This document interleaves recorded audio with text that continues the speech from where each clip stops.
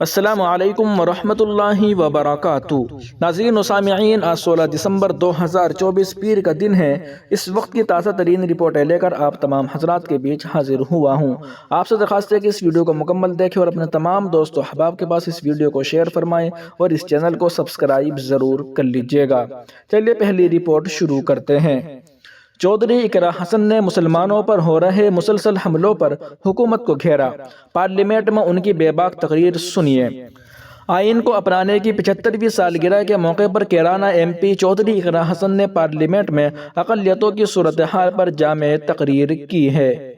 آئین کو اپنانے کی 75ویں سالگرہ کے موقع پر جمعے کو پارلیمنٹ کی خصوصی بحث میں حصہ لیتے ہوئے اتر پردیش کے کیرانہ سے لوک سبھا ایم پی اقرا حسن نے ملک کے اقلیتوں پر ہو رہے مسلسل حملوں اور مظالم کا مسئلہ اٹھایا ہے۔ انہوں نے پوری بے باکی سے اپنی بات رکھتے ہوئے کہا کہ آئین کی کتاب تو موجود ہے، مگر ایسا لگتا ہے کہ اسے چلانے والوں کا ایمان گم ہو گیا ہے۔ سماجوادی ایم پی اقرا حسن نے خاص طور سے اتر پردیش میں امن و امان کی صورتحال پر یوگی آدتیہ ناتھ حکومت کو تنقید کا نشانہ بناتے ہوئے ریاست میں اقلیتوں پر بڑھتے ہوئے حملوں پر تشویش کا اظہار کیا۔ انہوں نے کہا کہ حالات اس قدر بگڑ چکے ہیں کہ متنازع بیان بازی، موب لنچنگ اور بلڈوزر سے گھروں کو گرانے کے واقعات عام ہو گئے ہیں۔ خاص طور پر اتر پردیش میں ایسا لگتا ہے جیسے قانون کے نام پر جنگل راج چل رہا ہو۔ انہوں نے سنبھل میں شاہی جامع مسجد کے سروے کے دوران اقلیتی نوجوانوں کی ہلاکتوں پر بات کرتے ہوئے کہا کہ پولیس کی نگرانی میں بے قصور لوگوں کا قتل کیا گیا اور حکومت نے خاموشی اختیار کر لی۔ اقلیتوں پر تشدد بڑھتا جا رہا ہے، مگر اقتدار میں بیٹھے لوگ یا تو آنکھیں بند کر لیتے ہیں یا پھر تشدد کو بڑھاوا دے رہے ہیں۔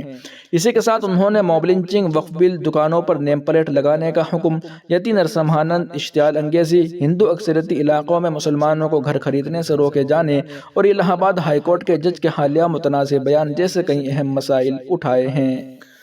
وہیں دوسری جانب ایم پی اقرا حسن کو کیوں پسند نہیں آیا وزیر اعظم نریندر مودی کا خطاب، کیا تھی امید؟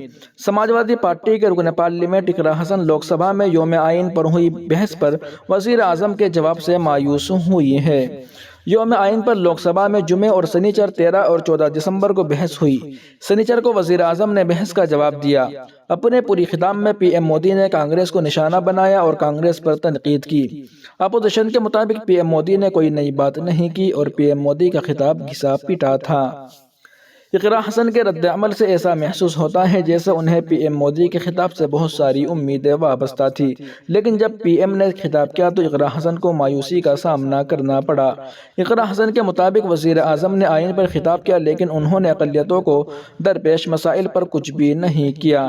سماجوادی پارٹی کے ایم پی نے کہا کہ ہمیں مایوسی ہوئی ہے کہ پی ایم مودی نے آئین کے بارے میں بات کی، لیکن سنبھل یو پی میں امن و امان کی صورتحال، اقلیتوں کے حقوق اور منی پور کے مسئلے پر کچھ نہیں کہا۔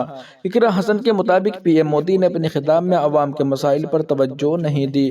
واضح رہے اقرا حسن بہت کم وقت میں ایک بے باک سیاستداں کے طور پر اپنی پہچان بنانے میں کامیاب ہوئی ہے۔ دوسری جانب کانگریس کے نوجوان رکن پارلیمنٹ پرینتی شندے بھی پی ایم مودی کے خطاب سے کافی مایوس نظر آئے۔ انہوں نے اس بات پر افسوس کا اظہار کیا کہ پی ایم مودی نے اپنے پورے خطاب میں لفظ سیکولر کا استعمال ہی نہیں کیا۔ پرینتی شندے نے کہا کہ آپ پی ایم مودی کی پوری تقریر دیکھ لیں، یہ صرف الزام تراشی کا کھیل ہے۔ انہوں نے کہا کہ یہ خطاب وزیر اعظم کے عہدے کے مطابق نہیں تھی۔ پرینتی نے حیرت کا اظہار کرتے ہوئے کہا کہ میں حیران ہوں کہ انہوں نے ایک بار بھی لفظ سیکولر استعمال نہیں کیا۔ انہیں یہ نہیں بھولنا چاہیے کہ وہ اس آئین کے ذریعے وزیر اعظم بنے ہیں، اس کی بنیاد کانگریس کی طرف سے رکھی گئی تھی۔ وہیں چودھری اقرا حسن نے کہا کہ یتی نرسمہانند ڈھونگی اور پھاکھنڈی ہے جو نفرت پھیلا کر اپنا الو سیدھا کرتا ہے۔ اقرا حسن نے مطالبہ کیا کہ حضور کی شان میں گستاخی کرنے والوں پر یو اے پی اے جیسے دفعات کے تحت کارروائی ہونی چاہیے۔ 29 ستمبر 2024 کو غازی آباد کے لوہیا نگر میں واقع ہندی بھون میں ایک سیوا سنستھان کی جانب سے پروگرام منعقد کیا گیا تھا۔ اس پروگرام میں ڈاسنا مندر کا مہت یسی نرسمہانند سرسوتی بھی پہنچا تھا، جہاں پر اس نے حضور کی شان میں متنازع بیان دیا تھا۔ غورطلب ہے کہ اس مہنت کے دیے گئے بیان سے پورے ملک میں غصے کی لہر دوڑ گئی تھی۔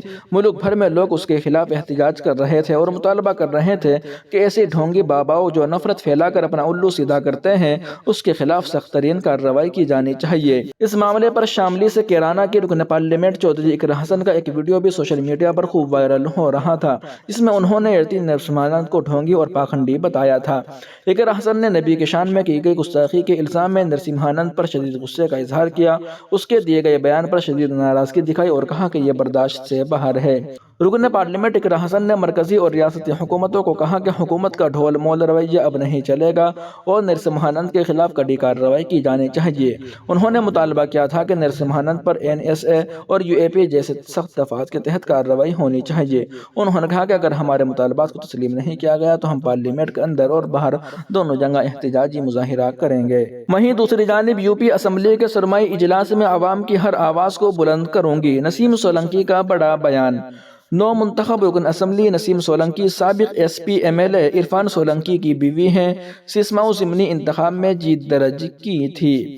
UP اسمبلی کا سرمائی اجلاس شروع ہو گیا ہے۔ کانپور کے سیسماؤ اسمبلی حلقے سے نو منتخب MLA نسیم سولنکی نے اسمبلی میں شامل ہونے کا اپنا تجربہ بتاتے ہوئے کہا کہ آج جب میں پہلی بار اسمبلی میں آئی تو مجھے تھوڑی بے چینی محسوس ہوئی، لیکن یہاں مجھے اپنے ساتھی رکن اسمبلی سے بہت کچھ سیکھنے کو ملا۔ میری پوری کوشش ہوگی کہ ایوان میں اپنے علاقے کے لوگوں کی آواز بلند کروں۔ ETV بھارت سے بات کرتے ہوئے MLA نسیم سولنکی نے کہا کہ آج میں نے اسمبلی میں اپنی نئی ذمہ داریاں اور تجربات شیئر کیے۔ اب تک گھر کی ذمہ داری تھی، لیکن اب علاقے کے لوگوں کی ذمہ داری ہے۔ یہ بہت بڑی ذمہ داری ہے جسے پوری ایمانداری اور محنت سے نبھاؤں گی۔ اپنے شوہر عرفان سولنکی کی غیر موجودگی کا ذکر کرتے ہوئے انہوں نے کہا کہ وہ انہیں بہت یاد کر رہی ہیں۔ اسمبلی میں ان کے لیے آواز ضرور اٹھائی جائے گی۔ ہمارا 30 سال پرانا سیاسی خاندان ہے۔ میرے سسر اور شوہر MLA رہ چکے ہیں، ان سے بہت کچھ سیکھنے کا موقع ملا ہے۔ نسیم سولنکی نے کہا کہ فی الحال وہ اسمبلی کی کارروائی کو گہرائی سے سمجھنے پر توجہ دیں گی۔ پہلے ایوان کے طریقہ کار کو سمجھوں گی، پھر علاقے کے لوگوں کے مسائل اور مطالبات کو پوری قوت سے اٹھاؤں گی۔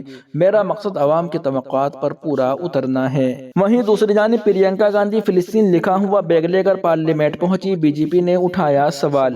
فلسطین کے عوام کی حمایت میں کانگریس کے رکن پارلیمنٹ پرینکا گاندھی ایک بیگ اٹھائے ہوئے پارلیمنٹ پہنچی، جس پر لکھا تھا فلسطین آزاد ہوگا۔ کانگریس کے رکن پارلیمنٹ پرینکا گاندھی نے ایک بار پھر فلسطینی عوام کی حمایت کر دی ہے۔ وہ پیر کو ایک بیگ لے کر پارلیمنٹ پہنچی جس پر فلسطین لکھا ہوا تھا۔ اس طرح پرینکا گاندھی نے فلسطین کی آزادی کی حمایت میں آواز اٹھائی۔ کانگریس جنرل سیکرٹری پہلے ہی غزہ میں اسرائیل کی بمباری کے خلاف آواز اٹھا چکے ہیں۔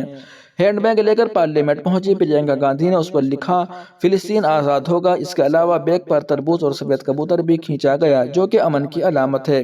تربوز کو فلسطینیوں کی یکجہتی کی علامت سمجھا جاتا ہے۔ اس کے علاوہ بیگ پر فلسطینی شناخت والا اسکارف بھی بنا ہوا تھا۔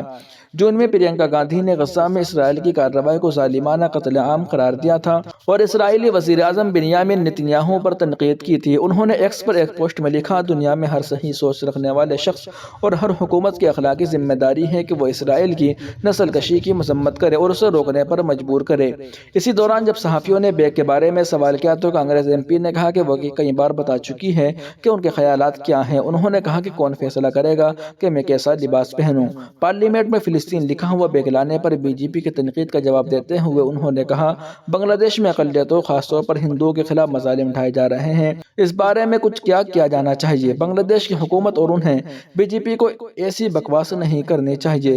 میڈیا رپورٹس کے مطابق حال ہی میں نئی دہلی میں فلسطینی سفارت خانے کے انچارج عابد الرازق اور عبد الججر نے پرینکا گاندھی سے ملاقات کی تھی تاکہ انہیں وائناڈ ضمنی انتخاب میں کامیابی پر مبارکباد دی جا سکے۔ ناظرین و سامعین، ان اہم رپورٹوں کو آپ سن اور دیکھ رہے تھے محاسن اسلام YouTube چینل پر۔ تمام تازہ ترین اپڈیٹ حاصل کرنے کے لیے بھی ویڈیو کے نیچے سبسکرائب والے آپشن پر کلک کر کے اس چینل کو سبسکرائب ضرور کر لیجیے گا۔